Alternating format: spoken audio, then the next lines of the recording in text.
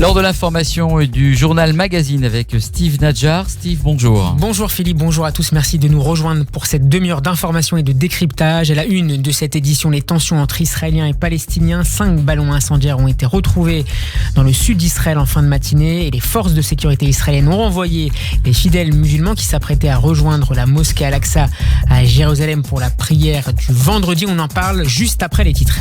Également au sommaire, les accusations de la Russie contre Israël. Selon Moscou, l'armée de l'air israélienne aurait utilisé un avion civil rempli de passagers comme un bouclier pour se prémunir des tirs de défense de la défense syrienne mercredi soir. Des frappes avaient visé des sites contrôlés par des miliciens pro-Iran. Et puis un invité exceptionnel dans la deuxième partie du journal Magazine. Le plus grand spécialiste du Mossad dans le monde, le journaliste Ronen Bergman, sera notre invité à l'occasion de la sortie de son livre événement Lève-toi et tue le premier.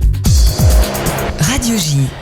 Les forces de sécurité sont donc sur leur garde depuis ce matin. Après plusieurs jours de tensions et d'accrochages avec des Palestiniens, la police israélienne a décidé ce matin de renvoyer plusieurs autobus qui devaient déposer des fidèles musulmans à la mosquée Al-Aqsa à Jérusalem pour la traditionnelle prière du vendredi. Des policiers ont également pénétré sur le mont du Temple. Israël avait rehaussé son niveau d'alerte ce matin en raison du risque d'attaque terroriste palestinienne. Il y a quelques minutes, ce sont 5 ballons incendiaires qui ont été retrouvés dans le sud d'Israël. L'inquiétude est palpable sur le terrain. Pour rappel, mercredi soir, une attaque à la voiture bélier contre des soldats avait fait 12 blessés, dont l'un grièvement. Tout à l'heure, le tribunal de Jérusalem a prolongé la détention du terroriste présumé de 10 jours. Âgé de 25 ans, le suspect Sanad al-Tourman n'avait aucun antécédent d'activité terroriste. Les services de sécurité israéliens craignaient une reprise de ces attaques terroristes à Jérusalem et en Judée-Samarie, mais ils estiment que l'escalade n'a pas atteint le point de non-retour et qu'elle peut encore être enrayée. Correspondance à Jérusalem de Pascal Sunshine. Le réveil de la violence en Judée-Samarie et à Jérusalem illustre une nouvelle fois la fragilité de la situation. En l'espace de quelques heures, on a assisté à des attaques de type différent, mais de motivation identique. L'attaque à la voiture bélier perpétrée dans la nuit de mercredi à jeudi à Jérusalem contre un groupe de soldats était probablement un acte spontané. Vu l'heure tardive, près de 2 heures du matin, le terroriste avait en effet assez peu de chances de croiser sur son chemin un groupe de passants suffisamment nombreux pour que, de son point de vue, son attaque vaille le risque. L'attaque, quelques heures plus tard, à l'entrée du mont du Temple, est également un acte individuel, mais celui-là clairement prémédité. C'est un arabe israélien d'origine chrétienne et récemment converti à l'islam qui a fait le trajet de Haïfa à Jérusalem avec une arme, avec le plan de tuer un ou plusieurs policiers à proximité des mosquées. Il n'a heureusement eu le temps que de blesser légèrement un policier en faction avant d'être neutralisé. La fusillade qui a visé ensuite un checkpoint de Tsahal sur une route de Samarie, ne faisant heureusement là aussi qu'un blessé léger, a quant à elle été perpétrée par un ou plusieurs Palestiniens de la région qui connaissent parfaitement le terrain et bénéficient de complicité pour échapper aux poursuites. C'est le climat d'incitation et d'émulation qui alimente ces passages à l'acte. La propagande de l'autorité palestinienne, mais aussi celle du Hamas, relayée sur les réseaux sociaux, exacerbe les velléités terroristes. Cela fait des années que les services de sécurité israéliens surveillent d'ailleurs en permanence les réseaux sociaux palestiniens, ce qui sert à la fois à établir une courbe de température, mais aussi parfois à enrayer une attaque, même si cela reste exceptionnel. Il est également crucial de savoir discerner quand s'enclenche une nouvelle dynamique de violence. La mort mercredi d'un adolescent palestinien à Hébron lors d'affrontements avec Tsahal a pu servir de détonateur, mais sur un terreau déjà alimenté depuis des jours par les messages de haine contre Israël et les États-Unis suite à l'annonce du plan de paix du président Trump. Du point de vue des services de sécurité israéliens, l'objectif principal est d'enrayer l'escalade. Les règles d'engagement sur le terrain sont de n'ouvrir le feu qu'en cas de menace concrète et imminente, mais il faut aussi prendre en compte l'effet domino créé par une attaque terroriste réussie qui peut en entraîner d'autres. Cela exige pour les forces sur le terrain de renforcer la vigilance. Tsahal doit être présent et visible en Judée-Samarie, en particulier pour protéger les Israéliens des implantations, mais en évitant aussi autant que possible les frictions directes avec la population palestinienne. La défense israélienne doit en quelque sorte établir un cordon sanitaire pour contenir la propagation de la violence, comme un virus qu'il faut isoler avant qu'il ne tourne à l'épidémie. La reprise des tensions entre Israéliens et Palestiniens est évidemment très largement couverte dans les médias israéliens aujourd'hui, en particulier en ce jour de vendredi où les quotidiens proposent de très riches suppléments. Alors, quelle lecture des événements proposent les commentateurs locaux? Revue de presse signée Daniel Haïk en partenariat avec Studio Kalita. Les commentateurs tentent de mesurer l'impact de ce regain de tension, en particulier en Judée, en Samarie et à Jérusalem. Pour Yoav Limor, l'analyste sécuritaire de Israël Hayom, l'intérêt d'Israël est de restaurer le calme au plus vite. Il admet que cette série d'attentats peut avoir des conséquences explosives et il oblige Israël à gérer cette situation avec fermeté, mais aussi avec beaucoup de doigté afin d'éviter qu'elle ne se transforme en véritable catastrophe. Quant à Nadav Shragai, eh bien, il résume la situation ainsi. Nous, Israéliens, œuvrons afin de construire et de développer notre pays, mais les Palestiniens, eux, préfèrent toujours la voie de la tuerie et du terrorisme. Dans le Yediot Aharonot, Nahum Barnea constate qu'il n'y a pas de gouvernement. Actuellement, Netanyahou est en campagne à travers le monde. Ses ministres sont paralysés.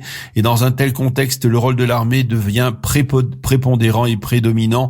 Alex Fishman, le spécialiste militaire du Yediot, affirme que l'intention de l'autorité palestinienne et d'encourager une instabilité sur le terrain au moins jusqu'au lendemain des élections. Mais il lui sera difficile de tout contrôler et l'effet de boule de neige que l'on a déjà constaté dans le passé risque de tout dévaster sur la voie d'une nouvelle intifada. Quant à Shimrit Meir, spécialiste du monde arabe du Yediot, elle va dans le sens de Fishman et affirme que si cette vague de violence n'est pas immédiatement freinée, on pourra appeler ce nouveau round d'affrontement l'intifada du siècle, puisqu'elle découle directement de la présentation du deal du siècle de Donald Trump.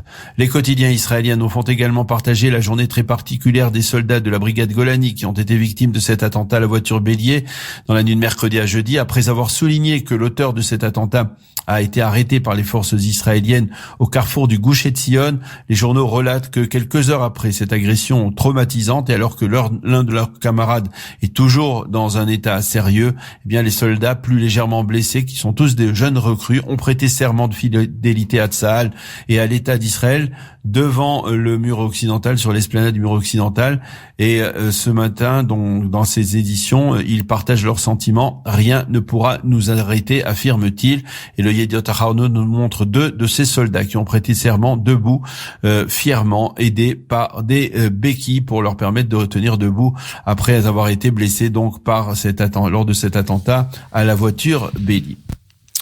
La Russie accuse Israël d'avoir utilisé un Airbus A320 comme un bouclier pour échapper à une riposte de la défense antiaérienne syrienne. L'événement se serait produit dans la nuit de mercredi à jeudi. Cette nuit-là, des frappes attribuées à l'État hébreu ont visé des positions pro-Iran en Syrie.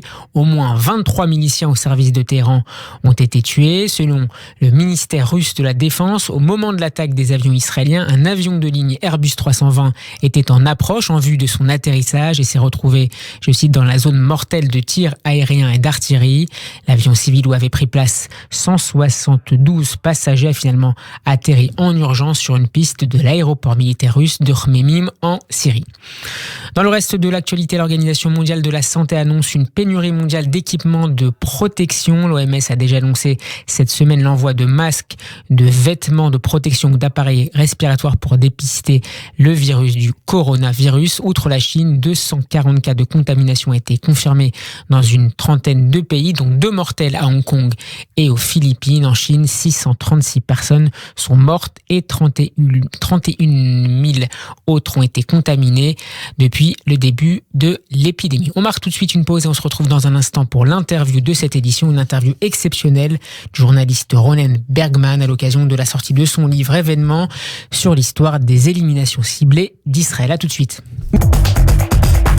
Radio J, 14h12, Steve Nadjar reçoit Ronen Bergman, c'est dans un tout petit instant. Merci beaucoup d'avoir accepté notre invitation. Vous êtes l'un des grands spécialistes du renseignement dans le monde. On lit régulièrement et avec beaucoup de plaisir vos enquêtes dans le quotidien israélien Yediot Aharonot et dans le New York Times Magazine. Nous vous recevons aujourd'hui à l'occasion de la publication de votre nouveau livre que je montre à la caméra. Lève-toi et tue le premier, l'histoire secrète des assassinats ciblés commandités par Israël, paru aux éditions Grasset. Katafta Sefer Meod Me'anien, l'oracle à la Chissounim. Vous avez écrit un livre très intéressant, non seulement sur les éliminations ciblées, mais aussi sur une partie de l'histoire d'Israël et du Moyen-Orient. Ce n'est pas le premier livre sur les actions du Mossad. Pourquoi avez-vous travaillé 6 ans pour écrire ce livre exceptionnel ? Tout d'abord, merci beaucoup pour votre invitation. C'est un honneur et un plaisir d'être ici et de passer sur votre station de radio. Je voudrais corriger quelque chose. J'ai travaillé sur ce livre 8 ans et la raison pour laquelle j'ai travaillé autant, c'est précisément pour proposer quelque chose de différent de ce qui avait été fait jusque-là. Comme vous l'avez justement dit, ce n'est pas le premier livre sur le Mossad, mais c'est le premier livre écrit à partir d'une enquête minutieuse, académique, avec des sources que l'on peut citer. Ce qui existait jusque-là, c'était des choses sans note de bas de page, avec des sources anonymes dont il est impossible de dire si elles sont exactes ou pas. Il y a plus de 1000 interviews et une dizaine de milliers de documents classés. Et il faut ajouter qu'aucune des 1000 personnes interrogées et de ceux qui m'ont transmis ces documents n'ont reçu une autorisation pour le faire. Il n'y a eu aucune collaboration avec la communauté du renseignement. Zéro. Les 8 années qui m'ont été nécessaires pour convaincre ces gens de m'accorder une interview, de me transmettre ces documents et pour écrire ce livre. Et au fond, qu'est-ce que ce livre apporte ? Il présente pour la première fois l'histoire secrète de l'État d'Israël. De ce point de vue, il explique à quel point, pour comprendre l'histoire de l'État d'Israël au Moyen-Orient, il importe de connaître l'histoire secrète. Au fond, ce qu'on a ici, ce n'est pas seulement l'histoire des éliminations ciblées, mais l'histoire de la communauté du renseignement et du Mossad qui est au fond, et c'est justement ce que vous avez dit, l'histoire de l'État d'Israël à travers le regard des espions, des commandos et des chefs d'opération. Car il est impossible de faire le récit de l'histoire sans comprendre comment a été profonde, influente, la part prise par la communauté du renseignement. Aucune tournure, aucun événement historique, aucune prise de décision importante dans l'histoire de l'État d'Israël n'a été prise sans que la communauté du renseignement y soit profondément impliquée. Comment avez-vous convaincu les espions de vous parler et de révéler ces secrets ? C'est la question que tout le monde pose. Comment se fait-il que soudain, 1000 personnes, des chefs de gouvernement, des ministres étrangers, des ministres de la Défense, des chefs d'état-major, des chefs du Mossad, des chefs de la sécurité intérieure, des chefs des renseignements militaires, comment tant de personnes, dont par ailleurs l'ancien chef de la CIA, il y a 2 anciens chefs de la CIA qui parlent, comment est-il possible que tant de personnes israéliennes, qui toutes ces années se sont occupées de secrets et dont l'ADN est de préserver les secrets, comment est-il possible que soudain ils se mettent à parler ? Et pourquoi maintenant ? La réponse à la question pourquoi maintenant ? Parce que c'est maintenant que j'ai écrit mon livre, c'est très simple. Maintenant, pourquoi cela m'a pris tant de temps ? C'est justement pour cette raison, pour les convaincre. Cela a pris beaucoup de temps. Pour certains, 5 ans pour les convaincre de leur parler. Mike Hara, qui a été le commandant des opérations spéciales Césarée du Mossad, cela m'a pris 5 ans pour le convaincre. Ce n'est pas simple, ça prend beaucoup de temps. C'est un processus de maturation. Tu es comme un jardinier. Tu plantes des graines, puis tu t'occupes d'elles.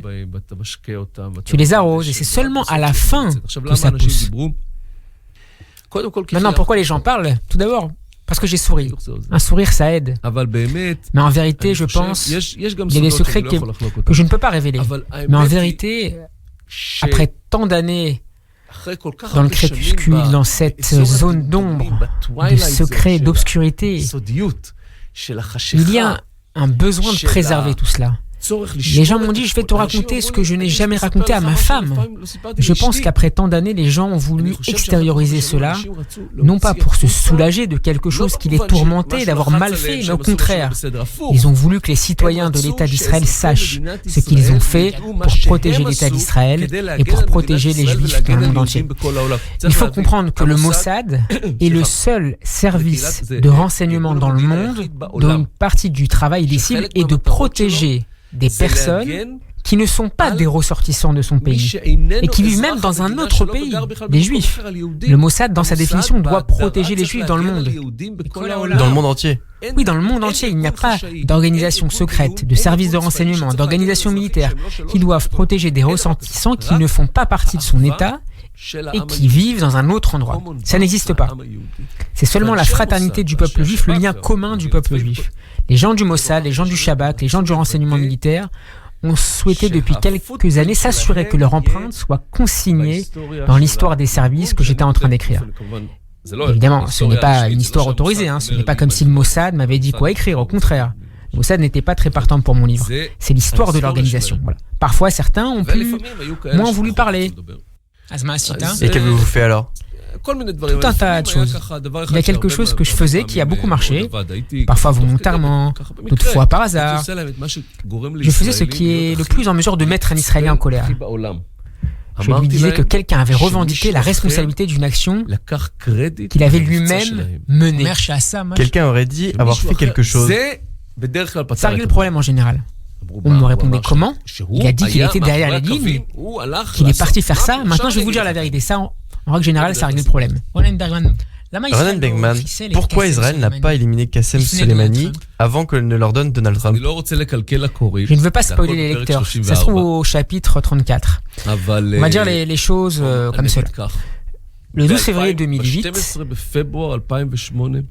Israël avait la possibilité de tuer Qassem Soleimani, le chef de la force Al-Quds des gardiens de la révolution iranienne.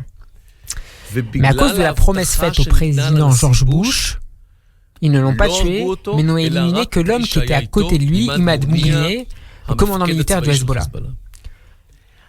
Mais depuis lors et jusqu'aujourd'hui, Israël a pensé plusieurs fois tuer Soleimani, mais a finalement décidé de ne pas le faire, de peur de la riposte iranienne. Parfois, les services l'ont envisagé, mais l'ancien chef d'état-major, le leader de Kahol Lavan aujourd'hui, Benny Gantz, a dit récemment dans une conversation confidentielle « S'il y a une chose que je regrette ne pas avoir fait lorsque j'étais chef d'état-major, c'est de ne pas avoir tué Soleimani. » Pensez-vous que l'élimination de Qassem Soleimani a modifié la carte stratégique au Moyen-Orient du point de vue de l'Iran ? Je pense que l'élimination de Soleimani a fait beaucoup pour restaurer un peu la dissuasion américaine qui a été très affaiblie. Les Américains n'ont pas réagi à la destruction d'un de leurs drones au-dessus des eaux internationales par l'Iran. Ils n'ont pas réagi à l'attaque contre les installations pétrolières de la compagnie Aramco en Arabie Saoudite. Cela envoyait un message très très problématique sur la détermination et sur la force des États-Unis dans le Golfe et pour les alliés de l'Amérique. Je dirais que cela a envoyé un message très problématique, très problématique. Mais l'élimination de Soleimani a restauré une partie de sa dissuasion. Les États-Unis ont tracé une ligne rouge, ils n'ont pas fait une petite chose. Ils ont tué le dirigeant numéro 1 en Iran. Le numéro 2, en fait, derrière le guide suprême Khamenei, il était comme l'héritier de Khamenei. C'était un homme très important. Mais après avoir dit tout cela, il faut ajouter que la nature du conflit entre Israël et les États-Unis d'une part et l'Iran d'autre part dépasse largement la question d'un homme en particulier. Même si Soleimani n'est plus parmi nous, tous les éléments en vue d'une guerre sont toujours là. L'Iran continue toujours d'essayer de s'établir en Syrie et au Liban. Israël fait tout pour que cela n'arrive pas. L'Iran a repris l'enrichissement d'uranium. Je pose la question. Imaginons qu'il dépasse demain le seuil des 20% d'enrichissement. Que fera Israël ? Elle se retrouvera devant le même dilemme qu'en 2010. Faut-il, oui ou non, détruire les installations nucléaires de l'Iran ? Et c'est une histoire loin d'être simple. Ronen Bergman, merci beaucoup. Toda Rabba. Toda. Je rappelle le titre de votre livre absolument remarquable, Lève-toi et tue le premier, l'histoire secrète des assassinats ciblés, commandités par Israël. À très bientôt. Toda Rabba. Toda. Et vous pouvez retrouver l'intégralité de cette interview de Ronen Bergman en vidéo sur notre page YouTube Radio J et sur le site radioj.fr. On marque une dernière pause et on se retrouve dans un instant pour écouter l'édito de Serge Achdenberg. –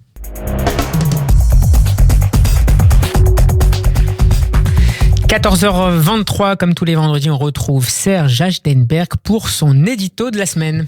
Ces dernières semaines ont très probablement été, sur le plan historique, un tremplin pour l'avancée des relations israélo-arabes et aussi pour des modifications positives des rapports entre les États-Unis d'Amérique les pays composant l'Union européenne et Israël. La proposition américaine de deal du siècle est loin de convenir à tout le monde. Mais étant donné qu'une telle offre de paix bouscule tous ceux qui se sont habitués à vivre dans une sorte de guerre à durée illimitée, il nous faut à nous participer au changement en cours, même si les nouveaux résultats positifs mettront encore des mois et des mois avant d'apparaître aux yeux grands ouverts de beaucoup d'observateurs. Mais voyons ensemble certains des résultats déjà bien acquis, avant qu'ils ne rendent public leurs propositions. Les États-Unis avaient, comme de bien entendu, tâté les réactions de leurs alliés plus ou moins fidèles sur ce sujet. Comme à l'habitude, ce sont les mêmes qui traînent leurs galoches en faisant beaucoup de bruit inutile, mais en étant incapables de suivre l'allure du train. Malheureusement, il me faut mettre dans ce groupe la France, qui semble être restée encore plus pro-palestinienne que beaucoup de pays arabes. Mais, soyons un peu plus ouverts et réceptifs. La porte de la cuisine est ouverte et quelques effluves titillent positivement nos narines. Mettons une croix sur les quelques minutes désagréables du voyage du président Macron à Jérusalem et ne retenons que des rapprochements qui progressent et auxquels nous n'étions plus habitués, notamment sur le plan industriel à haut niveau, évidemment sur le plan sécuritaire et aussi sur le plan culturel, bien que ce dernier point soit un peu terni par l'affaire Zineb-Zedira, vraiment inutile, et qui prouve que les forces antisionistes en France ne lâchent rien. Mais restons positifs. Plusieurs pays européens refusent sèchement la politique pro-arabe de l'Union et s'y opposent vivement et frontalement. C'est nouveau et cela change beaucoup de choses. Fini les unanimités automatiques. De même, la France et d'autres pays n'ont pas hurlé en apprenant, s'ils ne le savaient pas déjà, que des pays sunnites ont déjà avec Israël des relations bien plus proches qu'imaginées. La présence ostensiblement visible à la conférence de presse du président Trump de quelques ambassadeurs de ces pays arabes sunnites modifie bien des choses. Il va falloir que les pays européens pro-palestiniens aient du souffle pour rattraper le nouveau groupe d'alliés. L'Iran, la Turquie auront réussi à ce qu'au grand jour, des pays musulmans s'allient avec le grand et le petit Satan. Israël reprend lentement, mais sûrement, sa place avec l'Afrique noire, mais aussi avec le Maroc. Que l'on aime ou non Donald Trump, que l'on aime ou non Benjamin Netanyahou, il faut bien leur reconnaître à tous deux qu'ils viennent de changer le jeu au Moyen-Orient. Bonne journée, bonne semaine, à vendredi prochain. C'est la fin de cette édition. Merci de l'avoir suivi. Retour de l'info sur Radio J à 15h. Shabbat shalom à tous. Retrouvez ce journal sur radioj.fr et sur l'appli Radio J, disponible sur l'App Store et Google Play.